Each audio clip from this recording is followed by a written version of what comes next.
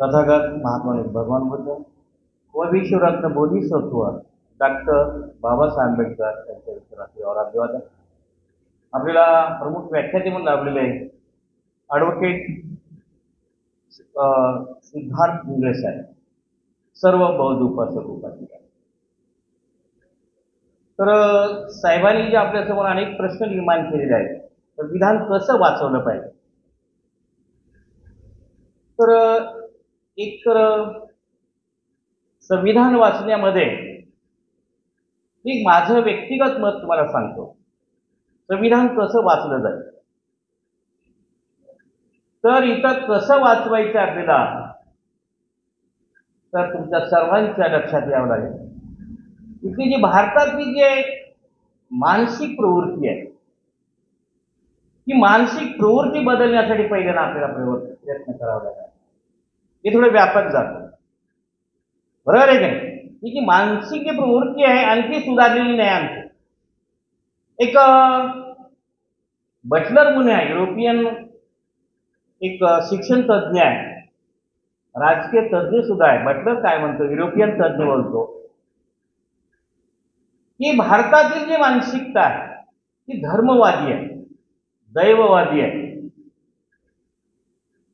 आणि युरोपियन लोकांची मात्र धर्मनिरपेक्ष प्रकारची प्रवृत्ती आहे.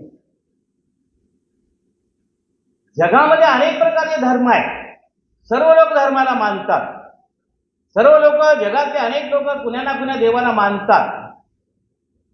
परंतु आमच्या भारतामध्ये जी स्थिती आहे त्या ठिकाणी धर्मवादी आहे, दैववादी आहे आणि युरोपियन लोकांची मात्र त्या ठिकाणी आहे धर्मनिरपेक्ष आहे, सेक्युलर आहे.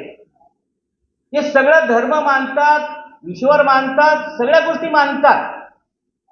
तर परंतु ते कुठलाही धर्म, कुठलाही धार्मिक ईश्वर आपल्या कुठल्याही राजकारणामध्ये आणत नाही. त्यांचं संविधान जे आहे त्या संविधानाला विशेष महत्त्व देतात. त्यांच्या संविधानात विषय नाही, इतर गोष्टीला महत्त्व देत नाही. पण आमच्या भारतामध्ये जी स्थिती आहे, आपण म्हणतो की भारत हा कशावर चालला पाहिजे, संविधानावर चालतो भारत.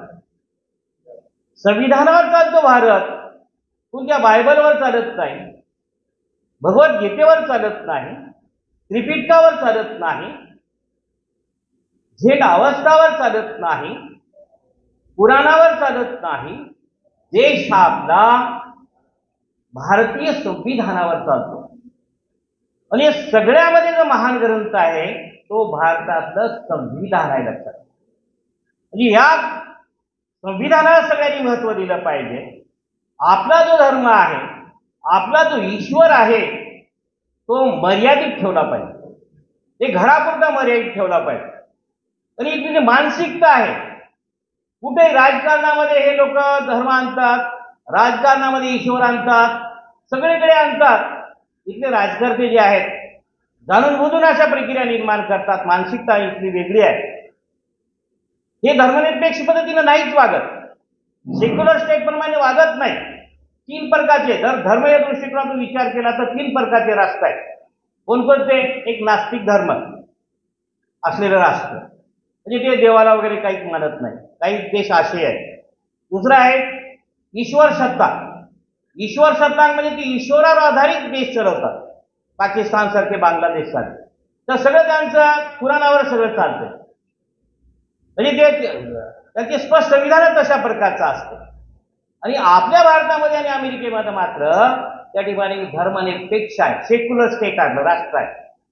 सेक्युलर स्टेट याचा धर्मनिरपेक्ष याचा अर्थ आपल्या राज्याचा अर्थ आपल्या केंद्र सरकारला, आपल्या राज्य सरकारला, स्थानिक सरकारला कुणालाही अधिकृत असा कोणताही धर्म नाही, अधिकृत धर्मच नाही आपल्याला.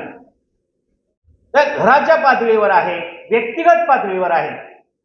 पण ती व्यक्तिगत पातळीवर त्यांनी करायला पाहिजे. आर्टिकल 25 ते 28 मध्ये धर्म स्वातंत्र्याच्या हक्कामध्ये ते सर्व सांगितलेलं आहे. की ते आर्टिकल 25 सांगितले आपला आपला धर्म आपल्याला जोपासण्याचा, त्याचा प्रचार प्रसार करण्याचा सर्वांना अधिकार आहे. कुठला ईश्वर असेल, त्यांचे काय असेल ते त्यांच्या ज्या पद्धतीने त्यांनी करायला पाहिजे, पण एका विशिष्ट घराच्या आत व्यक्तिगत स्वरूपात आहे, त्याला सार्वजनिक स्वरूपात आणायचं नाही, राजकारणामध्ये आणायचं नाही. इथली जी संकल्पना भारतामधली कशी सुरू झाली आहे की आपलं जे संविधान हा जे महान ग्रंथ आहे, ज्याने की आतापर्यंत 75 वर्ष झाली, 76 वर्षामध्ये आपण पदार्पण करू लागलोय. आणखीही आपला भारत देश बघा कीर्तीच्या दृष्टीकोन एक आणि एक संघ आहे, अखंड आहे. त्याचं सर्व श्रेय भारतीय संविधानाला आहे, लक्षात घ्या. एक म्हणजे भारतीय संविधान हे सर्वश्रेष्ठ आहे.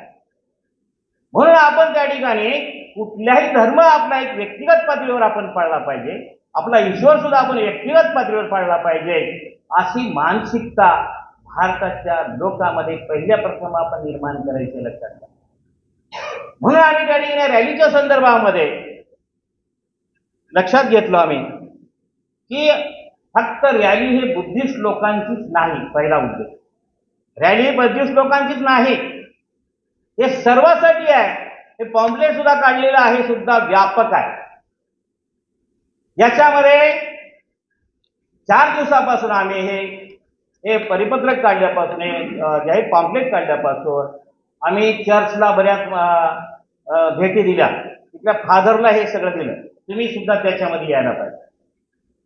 आम्ही मशिदीला भेटी दिल्या, त्या आळेपा मंदिराला भेटी दिल्या, आणि हे सगळे त्यांना हे पॉम्पलेट त्या ठिकाणी देतो आम्ही. एक 4-5 दिवसापासून आणखी पूर्ण आम्ही 26 नोव्हेंबर हेच कार्य करणार आहोत. म्हणजे याचा अर्थ त्यांनाही त्या ठिकाणी कळू द्या. सगळं बुद्धिस्टाला तर कळालेलं आहे का नाही हा तो प्रश्न मी काही हे लक्षात घेणार नाही, परंतु लक्षात घ्या त्यांना सुद्धा भारत देश हा संविधानावर चालतो हे त्यांच्या लक्षात येऊ द्या. त्यांच्या आधी लक्षातच नाही याच्यावर चालतो म्हणून. ही लोक म्हणतात की धर्मावर चालतो, काही करतो, ते अशा अनेक त्यांच्या संकल्पना आहेत. म्हणून आपण सगळ्यांना जोडण्याचा प्रयत्न केला पाहिजे.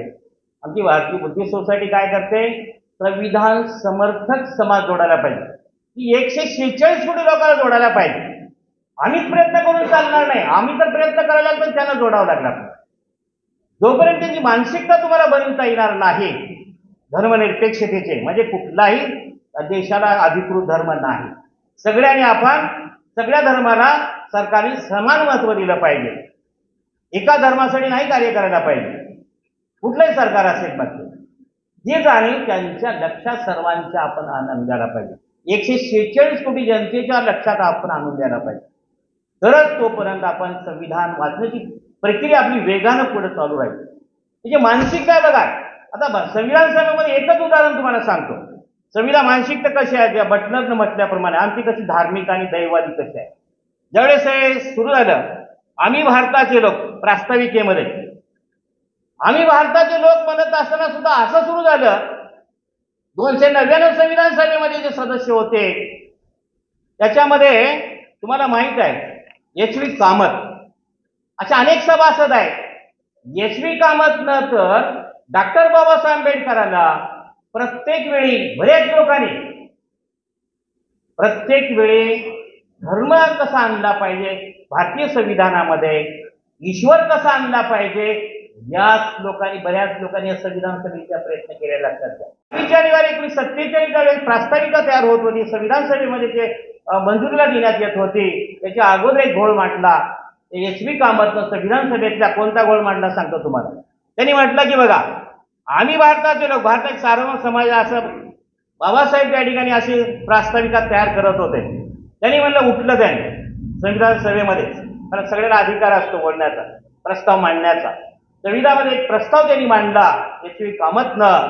ते म्हणलं याच्या अगोदर आम्ही भारताच्या अगोदर ईश्वर साक्ष शब्द आणा, गॉड शब्द आणा. त्यानं घोळ घातला त्याने. मग लगेच म्हणलं की ह्यांना हे संविधान हे म्हणा ईश्वर प्रणित बनवायचं होतं, धर्मावर आधारित असं बनवायचं होतं. ते सगळे सभासद, कारण नाव घेतले बी.एन. राव असे आणखी कोणी असतील, त्या सगळ्यांचा हेतू कसा होता, हे संविधान हे ईश्वराला धरून करावं, हे संविधान हे कसं करावं, हे धर्माला धरून करावं. त्यावेळी एकच फक्त उदाहरण तुम्हाला एस.व्ही. कामतचं सांगतो. त्यांनी म्हटलं की ईश्वर साक्ष दाना. बाबासाहेबांनी म्हटले बघितले नाही म्हणले. अहो इथं अनेक बाबासाहेब म्हणाले संविधान सभेमध्ये इथं अनेक प्रकारचे लोक आहेत, अनेक प्रकारच्या धर्म आहेत, अनेक प्रकारच्या जाती आहेत. मग जर समजा तुम्ही गॉड म्हटला, ईश्वर म्हणा तर कोणता ईश्वर, कसला ईश्वर, अशी प्रश्न निर्माण होते. तो ऐकला नाही. मग लगेच दुसरा एक उठला, मालवी उठले. त्याने म्हटलं की हरिओमच्या नावानं चालू करा. पहिला शब्द आणा. मग आणखी एक जर मौलाना उठले आणि म्हणले, त्यांनी तिथं संविधान सभेमधला त्यांनी म्हणलं की आता काय करा, अल्लाच्या नावाने चालू करा. अशी चर्चा सुरू झाली संविधान सभेमध्ये की त्या ठिकाणी यांना आपापल्या ईश्वराकडे कसे घेऊन जावं, आपापल्या गाड कसे घेऊन जावं या संविधानाला, एवढ्या मोठ्या संविधानाला. हे सगळे प्रयत्न या लोकांचे होते, या संविधान सभेच्या सदस्यांचे होते. बाबासाहेबांनी त्यांना संबोधित या संविधान सभेमध्ये सांगितलं, परंतु ते ऐकले नाही. ते लोक ऐकले नाही. मग त्याच्यामध्ये त्यांनी प्रस्ताव हा सभेमध्ये टाकला, मतदानाला टाकले. राज्याला प्रसारण मतदानात टाकल्यानंतर लक्षात आलं की मतदानामध्ये बाबासाहेबांनी संबोधित दिले होते की तुम्ही प्रस्ताव मागे का घेतले नाही त्याने. मग तो मतदानामध्ये टाकला. मग ईश्वर पाहिजे आणि ईश्वर नको म्हणून याच्यावर मतदान झालं. ईश्वर पाहिजे ते या प्रस्तावाच्या बाजूने फक्त 41 मध्ये पडले आणि ईश्वर नको या बाजूने किती महत्व पडले, 68 मध्ये पडले. याचा अर्थ इथं सेक्युलरचा विजय झाला, डॉक्टर बाबासाहेब आंबेडकरांचा विजय झाला. म्हणजे एकसंघ भारत बनवण्यासाठी या संविधानाला कुठल्याही प्रकारचा ईश्वर, कुठल्याही प्रकारचा धर्म हा त्या ठिकाणी आणण्याचा त्या ठिकाणी प्रयत्न बाबासाहेबांनी करू दिले नाहीत. भारताचं स्वरूप बाबासाहेबांनी असं ठरविलं. बघा 5 मुद्दे दिलेत बाबासाहेबांनी. भारत कसा असला पाहिजे. आम्ही भारताचे लोक, आम्ही सगळ्यांनी केले, मी नाही म्हटलं त्यांनी, आम्ही सगळे मिळून 299 सभासदांनी मिळून, त्याच्या अनेक जाती धर्माचे, अनेक धर्माचे लोक त्याच्यामध्ये होते. त्याच्यामध्ये सार्वभौम समाजवादी धर्मनिरपेक्ष लोकशाही गणराज्य घडवण्याचा, त्याच्यामध्ये वाटेल तुम्हाला की हे धर्मनिरपेक्ष शब्द होता. आर्टिकल 25 ते 28 मध्ये तेच घटनाकारांनी नमूद केलेले होते. पहिलाच शब्द आहे तो. म्हणून अशा पद्धतीने यांना बनवायचं आहे आणि नागरिकाला सुद्धा जबाबदारी दिलेली आहे की काय करायचं आहे नागरिकासाठी, की नागरिकांनी भूमिका करायची आहे. भारताला सार्वभौम कसं ठेवायचं आहे, समाज कसा निर्माणायचा आहे, धर्मनिरपेक्ष नागरिकावर तुमच्यावर जबाबदारी टाकलेली आहे. आणि पुन्हा नागरिकांना काय न्याय द्याय, स्वातंत्र्य, समता, बंधुता न्याय द्यायचा आहे आणि राष्ट्राला एक आणि अखंड ठेवण्याचा संदेश बाबासाहेबांनी दिलेला आहे. आणि ते प्रत कुणाला अर्पण करायची, शेवटी एक हे झाला, वादविवाद झाला. त्याच्यामध्ये बाबासाहेब म्हणाले की प्रत कुण्या गॉडला नाही, कुण्या राजाला नाही, कुण्या राणीला नाही, तर ते स्वतः आपण अर्पण करत असतो. आवडते शब्द आपण त्या ठिकाणी अर्पण झाली आहे. सर्वांनी या संविधान वाचण्याची जबाबदारी सर्व नागरिकांवर आहे. सर्वांनी याच्यामध्ये सामील झालं पाहिजे. सगळ्या गोष्टी समजून घेतल्या पाहिजेत. 395 आर्टिकल वाचले पाहिजे, त्याचं आकलन झालं पाहिजे, त्याचं युटिलायझेशन झालं पाहिजे, 22 भाग विचारात घेतले पाहिजे, एक प्रास्ताविक लक्षात घेतले पाहिजे. आणि बाबासाहेबांचं जे संकल्प होते भारत एकसंघ बनवण्याची, पहिल्याच आर्टिकलवर बाबासाहेब बनवले आहेत. India that is Bharat shall be United state. म्हणजे भारत हा इंडिया अर्थात भारत हा राज्यांचा संघ असेल. कोणत्या राज्याचा संघ सांगितलाय, 28 घटक राज्य आता सध्या आहेत. तर एक मोठा संघ आहे, त्याला कोणतीही शक्ती त्याला वेगळं करू शकत नाही. अमेरिकेसारखा ही एक संघ भारत आहे. फक्त प्रशासनाची सोय म्हणून आपण राज्य केलेले आहे. त्याच्यामध्ये इथं करारानं सुद्धा जोडलेलं नाही. कुण्याही राज्याला बाहेर पडता येत नाही. पहिल्या आर्टिकलला एक संघ भारत बाबासाहेबांनी केलेला आहे. आणि बाबासाहेबांचा संकल्प आहे तो व्यापक आहे. संविधान सगळ्यासाठी, सगळ्यांच्या व्यक्तिगत कल्याणासाठी, नागरिकांच्या कल्याणासाठी, देशाच्या कल्याणासाठी हे संविधान आहे. हा एक व्यापक उद्देश बाबासाहेब दिले आहेत. या प्रसंगी बराच वेळ झाला आहे की एवढंच त्या ठिकाणी वरून सगळ्यांनी आपण या रॅलीला यावं आणि सगळ्या जाती धर्माच्या लोकांना घेऊन यावं एक आव्हान करतो. आणि माझे 2 शब्द संपवतो.